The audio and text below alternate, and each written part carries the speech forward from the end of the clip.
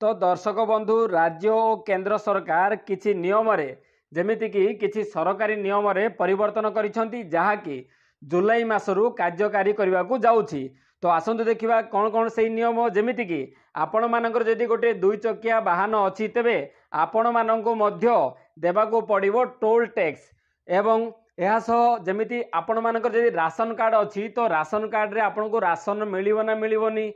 PAN card एवं आधार card related किसी नुआ अपडेट आउ जमिति आपण माने जदि ट्रेन रे यात्रा करूछंती ट्रेन टिकट को नहीं किसी नुआ अपडेट आसीछि एवं यह सह आउरी बहुत किछि एमिति नुआ नियम अछि से समस्त अपडेट को वर्तमान आगु को आमे गोटी गोटी करी आलोचना करिबा।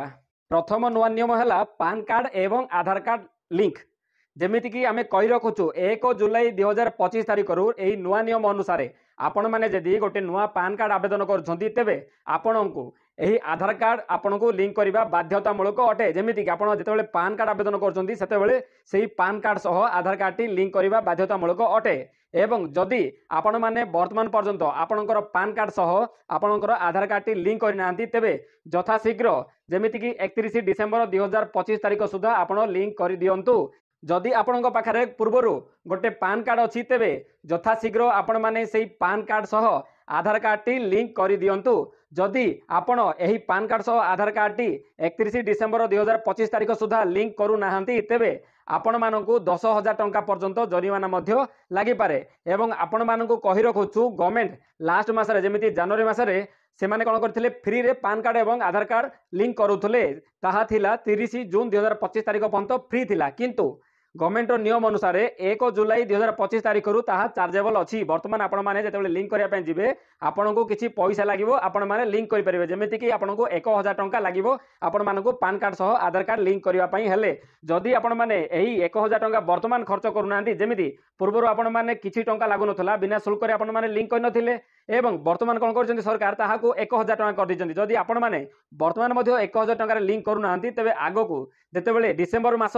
क्रॉस आपन को 10,000 टंका पर्यंत फाइन मध्य देवाकू पड़िबो। द्वितीय नंबर होची राशन कार्ड रे ई केवाईसी जेमिति कि आपण माने जानिथिबे पूर्वरु सरकार बहुत थर से घोषणा करथिले कि समस्त व्यक्ति माने निजर राशन कार्ड को ई केवाईसी माध्यम रे कंप्लीट करिया पई ई केवाईसी करिया पई तो सेमाने जेउ माने वर्तमान पर्यंत सेमानकर राशन कार्ड को ई केवाईसी करि नाहंती तो सेमाननको कोन गवर्नमेंट कोन करिसंती 1 जुलाई 2025 तारिख ठारू सेमाननको राशन देवा बंद कर दैछंती एवं आगो को सरकार तीन मास समय देइछन्ती आपण माने जदि 3 मास माने आगामी जुलाई अगस्त सेप्टेम्बर 3 मास मध्य जदि आपण माने एही ई केवाईसी करूना आपण राशन कार्ड रे ई केवाईसी करूना तेबे आपण राशन कार्ड टी वर्तमान जेहेतु आपण माने वर्तमान ई केवाईसी करना आपण टेम्पररी आपण राशन कार्ड को बंद कराई जदि आपण एही 3 मास भितर जदि आपण माने ई केवाईसी करिवेनी आपण परमानेंट राशन कार्ड टी बंद हो आपण को आउ राशन कार्ड रो सुविधा मिलिबो नाही। तेणु जदि आपणकर वर्तमान पर्यंत ई केवाईसी आपण माने करिना आपण राशन कार्ड रो तेबे यथाशीघ्र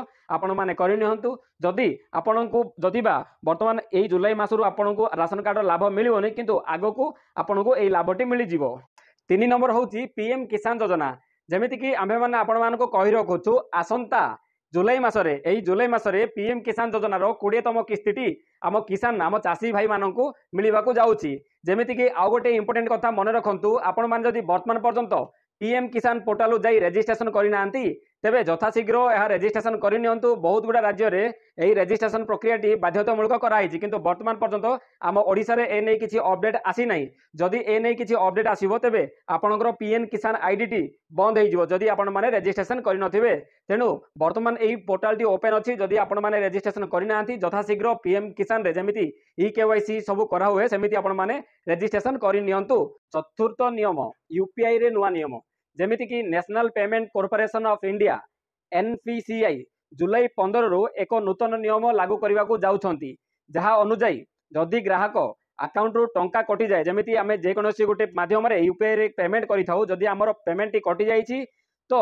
पेमेंट टी सेपटे क्रेडिट हेनी एपटे आम अकाउंट कटि जाइछि आमे जहाँ को पेमेंट करिया पे चाहूथिले जहाँ को पेमेंट करूथिले तांको अकाउंट को जाई नै तेबे आपण माने सही टंका टी तुरंत आपण माने रिटर्न पाई परिबे। वर्तमान पर्यंत कौन होता ताकू यूपीआई कौन करूला किछि दिन किछि घंटा होल्ड कर दउतले किंतु आगो यही प्रोब्लेम हेबो नै जदि सेही पेमेंट सेपटे क्रेडिट होउनी आपनकर रिटर्न आपन अकाउंट को रिटर्न पळि आसीबो एवं जदि आपण माने भूल रे जे कोनोसी अन्य अकाउंट को पैसा पठे दउचंदी जेमिति कि अन्य यूपीआई को पैसा पठे दउचंदी तबे आपण माने अति सहज रे सेही पैसा को रिटर्न मध्ये करि परिबे बैंक रे कंप्लेन देई कि वर्तमान यही रिटर्न प्रक्रियाटा जमी आम भूल रे क्या पेमेंट कले रिटर्न कराटा बहुत मुस्किल थिला किंतु आगो को यह बहुत सरल होगाकू जाउछि आपण माने जदि रेल रे यात्रा करूछंती तेबे आपण माने एही नियमटी निहाती भाबे देखंतु काहेकि ना रेल को नहीं आईआरसीटीसी रो टिकट बुकिंग को नहीं भारत सरकार गोटे नुआ अपडेट आनिछंती जेमिति कि आपण माने 1 जुलाई 2025 तारिख पर माने जेमिति 1 जुलाई पर आपण माने जदि टिकट काटुछंती तत्काल माध्यम रे टिकट काटुछंती तेबे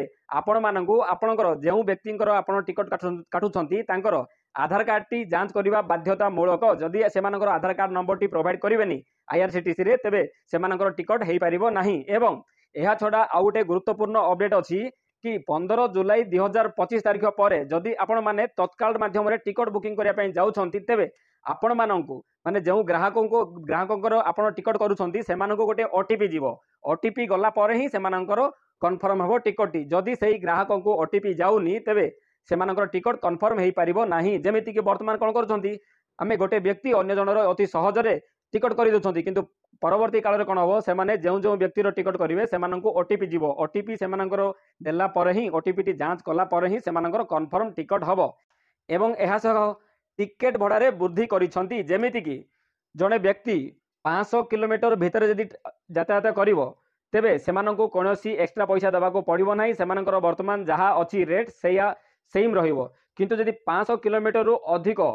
आगो को गले सेमानंकु कोन करिया पड़िबो प्रति किलोमीटर पिछा 1 पैसा सेमानंकु एक्स्ट्रा देबाको पड़िबो नॉन एसी पई एवं एसी पई प्रति किलोमीटर पिछा सेमानंकु 2 पैसा एक्स्ट्रा देबाको पड़िबो एवं एहा सह रेलवे स्टेशन रे मिलुथुवा समस्त खाइबार जिनिस मध्य रेट सरकार बढ़ाई दैछंती जदि आपण मानकर गोटे 2 चकिया वाहन अछि जेमिति एक्सेल हो स्कूटी हो बाइक हो जे कोनोसी 2 चकिया जान अछि तबे आपण माने निहाती एही नियमटी देखंतु जेमिति कि नियमटी कोन हला समस्त 2 चकिया को लागिबो टोल टैक्स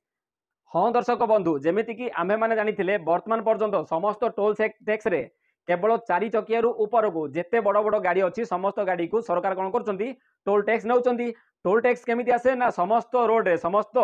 रोड रे प्रति 60 किलोमीटर डिस्टेंस रे गोटे गोटे अच्छी गोटे गोटे टोल गेट अच्छी से टैक्स कलेक्ट करती किंतु वर्तमान 15 जुलाई 2025 तारिख पर समस्त 2 चकिया गाड़ी जेमिति आपण मानकर एक्सेल हो बाइक हो स्कूटी हो समस्त गाड़ी को कौन करिया पड़िबो आपण माने जदि टोल गेट क्रॉस करचुंदी आपण मानकु टोल टैक्स देबाकू पड़िबो टोल गेट रे आपण को पैसा देबाकू पड़िबो तेबे ही आपण को सही गेट टी माने सही सेपटे रोड क्रॉस करी आपण जो जगह को जीवा चाहउछंती सेठी जाई परिबे नहले आपण माने जाई परिबे नाही 7 नंबर हैला क्रेडिट कार्ड रो नुवा नियम एचडीएफसी बैंक